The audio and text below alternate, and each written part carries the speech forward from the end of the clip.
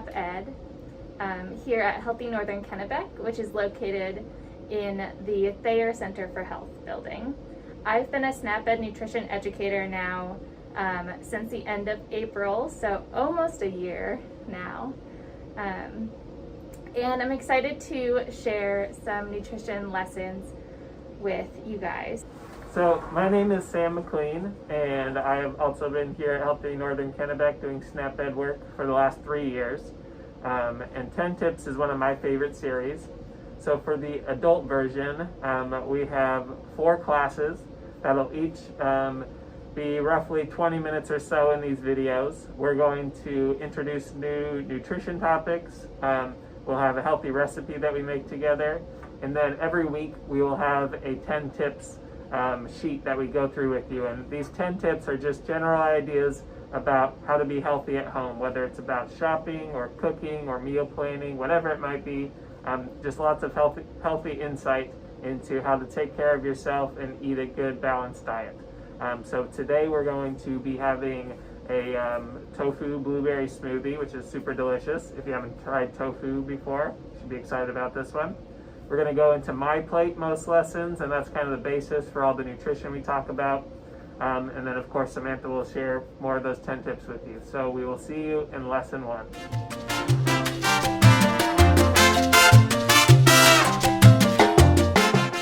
All right, well, welcome to lesson 1. We're excited to be here with you for 10 Tips Adults. This is series A. There's actually 2 series. Each of them are 4 lessons. And in our first lesson, we're kind of going to dive into general nutrition. We're going to talk a lot about MyPlate, about what we call sometimes versus always foods, and we're going to make a healthy smoothie together. So to begin with, my first question for you all is, why do you think it's important to eat healthy? I'll talk for myself. I know that things that motivate me to eat healthy are the way my body responds to eating healthy food, right? When I eat food that's less healthy, maybe something that's greasy or fried or something like that, my body is usually has indigestion. I'm a little tired or sluggish. I don't sleep as well at night, and I don't feel as energized during the day.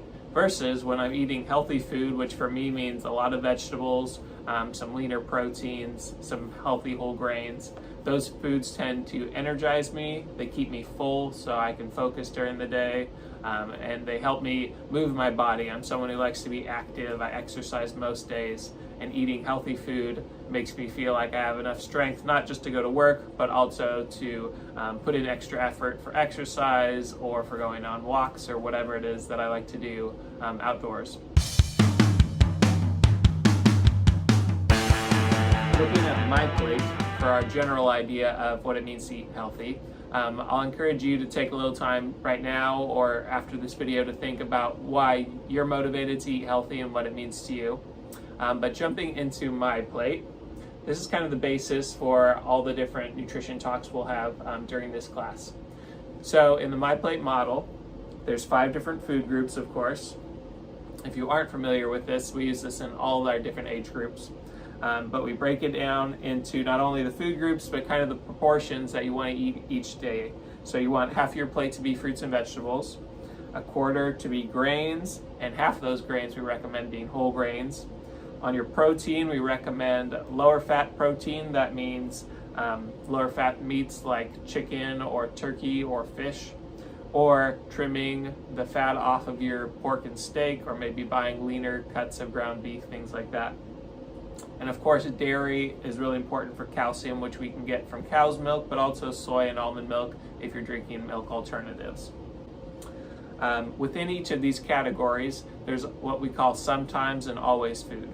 So for example, within fruits, a sometimes food would be something like an apple pie or even apple juice, versus an always food would be just eating a regular apple. Now, why do you think that we distinguish between these two, drinking apple juice versus eating an apple? Well, in fruit, we generally are aware that there's a high concentration of sugar in them, right? When you eat a whole fruit, like an apple, the flesh comes with extra vitamins in it that you would miss out on if you were just drinking the apple juice. But most importantly, there's a lot of fiber in there. Fiber is what Our body takes a while digesting when we're eating whole foods, and that fiber slows down our absorption of sugar, and therefore our body processes it slowly over time and gradually releases that energy into our body. Versus if you drink apple juice, you get all of that sugar at once because there's no fiber to filter that digestion, and you get an energy spike and then usually an energy crash maybe 30 minutes later. Same thing as eating candy or highly processed foods. When there's not a lot of fiber in there, your body goes through that energy so fast that you get these big fluctuations in energy, whereas if we're eating whole food, like just a whole apple, you're getting a slow release of those energy and nutrients, and your body stays full and your energy stays balanced. When we jump down to our vegetables, sometimes versus always food would be like eating carrots, right? Whereas a sometimes food might be French fries, right? Those are a potato, which is a vegetable, but if they're deep fried, then we're gonna have more of those unhealthy fats generally. We'll talk more about fats later, but generally frying our vegetables makes them less healthy for us as opposed to eating them fresh or roasted in the oven. There's lots of healthy ways to cook your food without adding a lot of sodium and fat, things like that. Jumping over to our grains.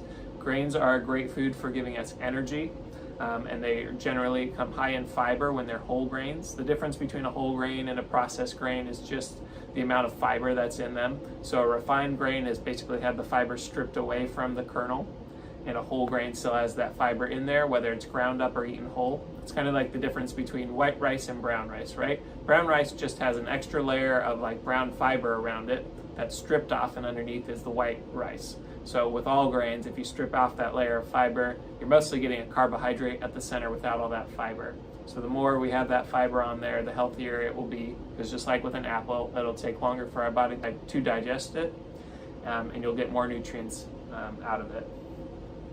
Looking at our protein, we can get protein from animals or plants, and our main concern here is the amount of fat, as far as whether it's a sometimes or an always protein, right? So an always protein would be things like fish or nuts and seed, right? You want to, of course, look for things like mercury content in your fish, or maybe not eating too many nuts and seeds if you're trying to limit the amount of calories in your diet.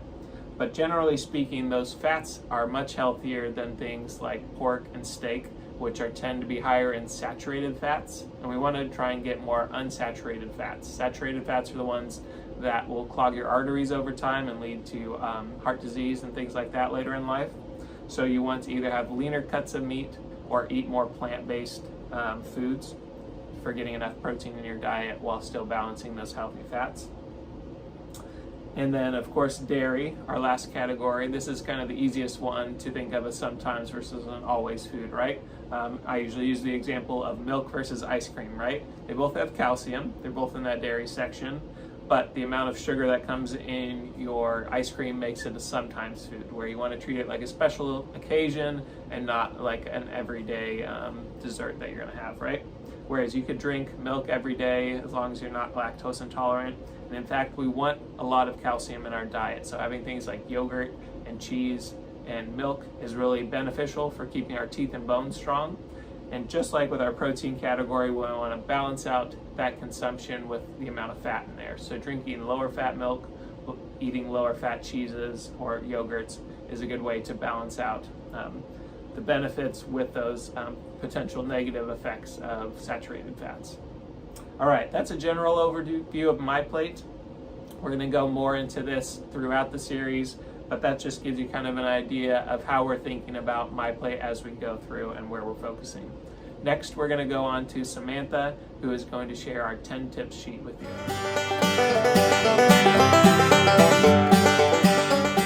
Hi again, everyone.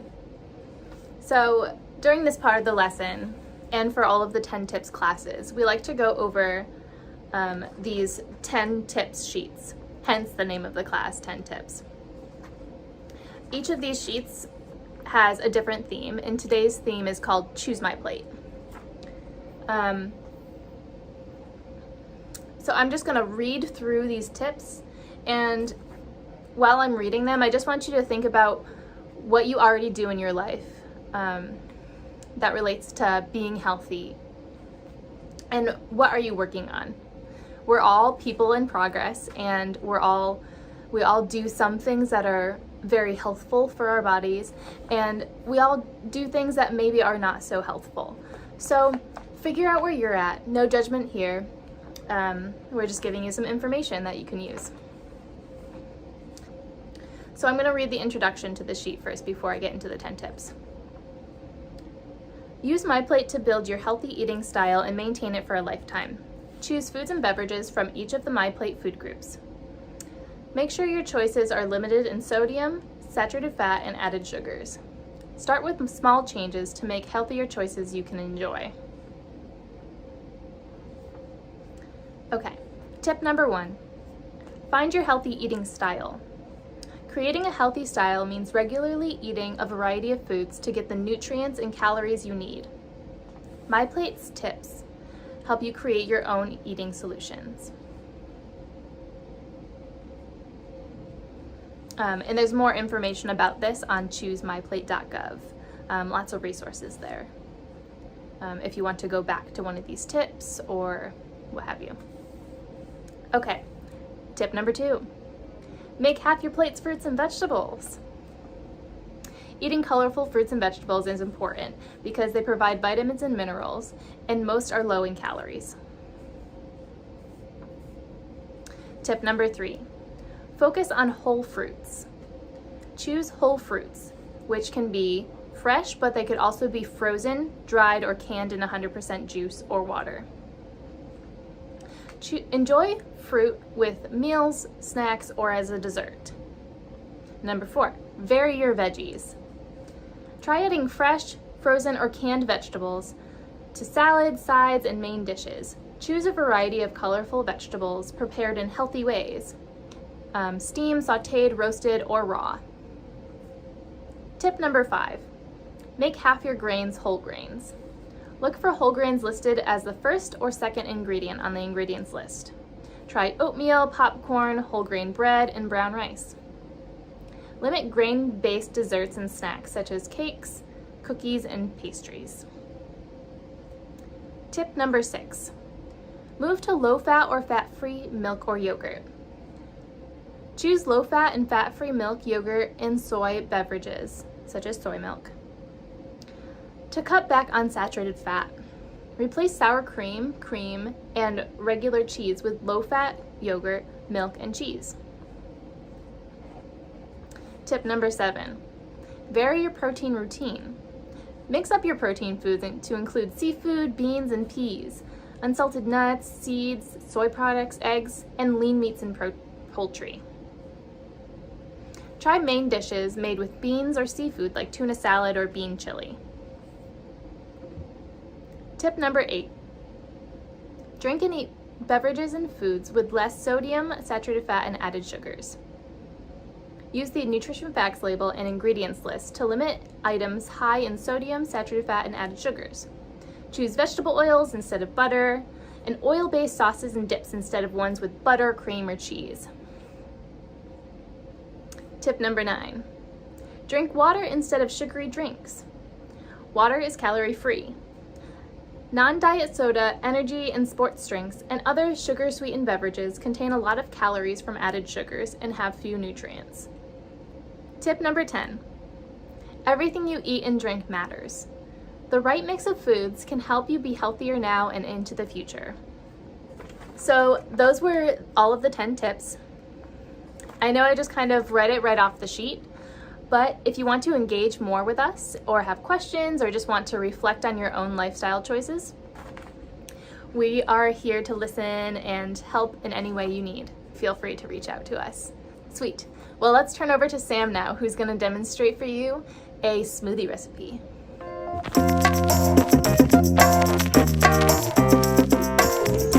All right, welcome to the cooking demonstration for today. We're going to be making a very simple recipe. It's just a smoothie. Now this is kind of a unique one because it's a blueberry tofu smoothie. If you don't eat a lot of tofu, there's different types of tofu. We are going to be using a silken tofu today. I'm just going to show you that label so you can see it says organic silken tofu. There is firm, medium firm, extra firm. Silken is just the softest kind of density of tofu. So I like to use the silken one because it blends really smooth, whereas if you use a firm or an extra firm, then it kind of gets a little grainy in your smoothie. So I recommend for a nice creamy finish on your smoothie using that silken tofu. Other ingredients are blueberries, obviously. We're going to use a banana, some orange juice, some soy milk, and a little bit of lime juice for a little kick. You can definitely mix and match with this recipe, so if you have different fruits you want to try, maybe you would like some spinach in your smoothie and you want to add some more nutrients, feel free to play around with it. We can definitely get you these recipes for you to make at home. But we're going to go ahead and jump into this one. I like to go straight into the blender myself rather than making a mess anywhere else in the kitchen. I'm going to take out my blender, and I like to do the liquid ingredients first. So looking at my recipe here, I see that I need a half cup of orange juice.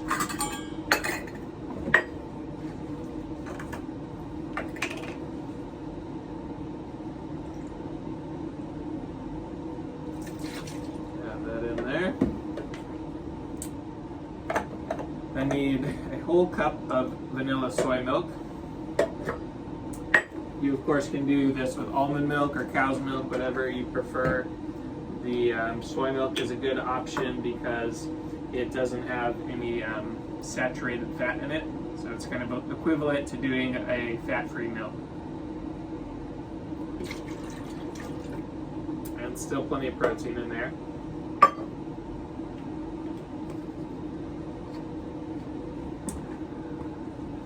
And the last liquid I have here is a teaspoon of lime juice. This is something you can play with yourself. Maybe you're not feeling that sourness in your recipe. You can certainly leave this out. I like the little kick there.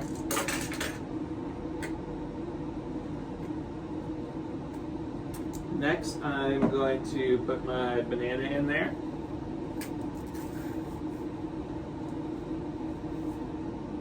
Break it up a little bit so it fits in my blender better.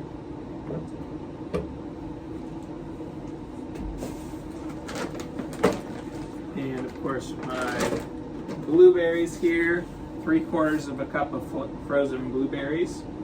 I'm going to start with this half cup. Add 1/4.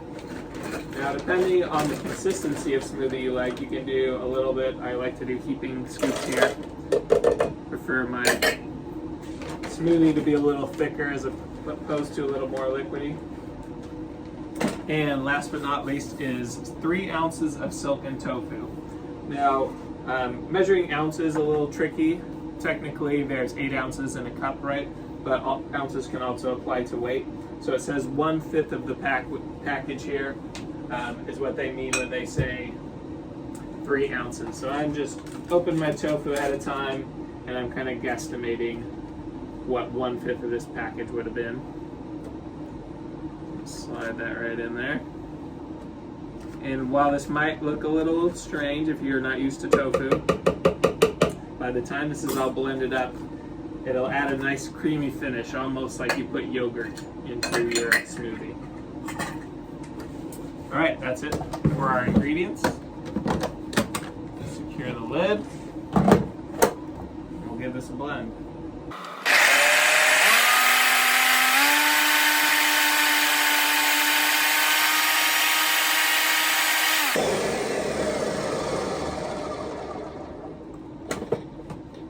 All right. Give it a little pour. Oh, it's nice and creamy. Doesn't hurt to try just a little bit at the beginning to see if you like the flavor before you commit to a cupful. But this turned out really good. Not too tart. I might actually add a little more orange or lime juice myself, but very creamy. The blueberries and the tofu mix together really well to make a creamy texture. The vanilla soy milk adds a nice little flavor in there. play around with this at home and try your own smoothies. We're going to go back to Samantha to finish up this lesson of 10 tips. Well, thank you all, lovely folks, for joining me and Sam in the first lesson of 10 Tips for Adults Series A. Today's lesson was all about MyPlate, and we sort of threw a lot of information at you with the MyPlate, with the 10 tips, so you're welcome to sift back through this video and find anything that might be useful. We know that you already have a lot of knowledge, and so if you find a little tip here or there that might be useful in your own life, feel free to use it. We're all people in progress, and we're all not perfect, and that's okay. Meet yourself where you're at in your own health journey, and we'll see you back here for your second lesson in 10 Tips for Adults Series A.